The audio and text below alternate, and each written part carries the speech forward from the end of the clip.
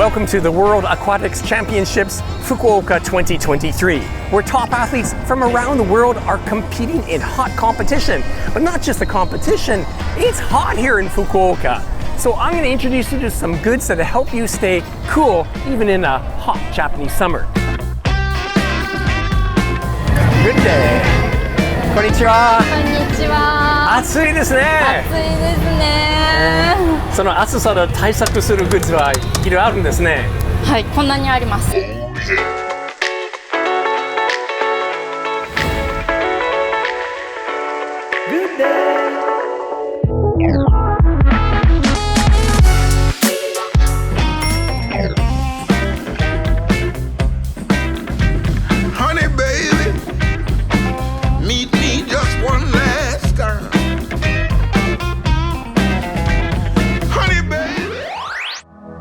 これがウェアクールといって、冷たい服にかける冷たいスプレーです。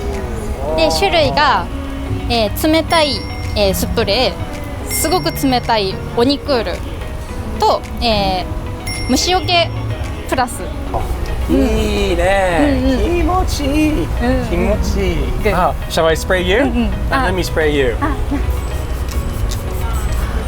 No? Good. Can you put some here? Sure. Are you ready? Okay. Yeah. This is pretty strong. Wow. Is this the secret for Japanese people? Yeah, this is how Japanese people stay cool. これが水冷服ウェアといって、後ろにペットボトル、凍ったペットボトルとお水を入れて蓋をしていただいて、でこのバッテリーのスイッチを押してもらうと冷たいお水がここを回って、でこうやって背負って背中が涼しくなって、暑い日にも快適に。おー、来てますね、静か、静でか、軽い、はい、動きやすい、はい、これいいね、欲しい。So this is a stick ice, new product in Japan. What's really clever about it is it's like a thermos, but it has a silicone container here, which is very soft, right? So you can put it on your arm, you can put it on your neck, your forehead, and it feels really good.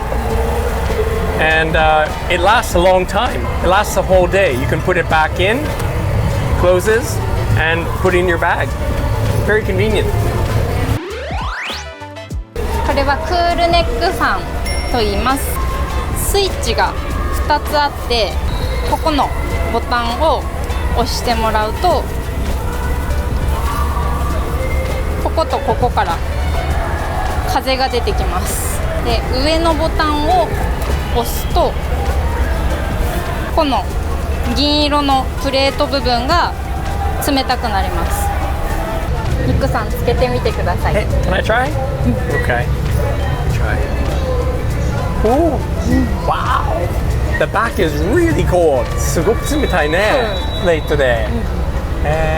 Cold air is coming up here. This is good. I like it. これが塩分インタブレットと言います。これは汗をかいて体の塩分がなくなった時にこう食べてもらうものです。実際こんな感じのが入ってて、しょっぱくてしょっぱくて美味しいです。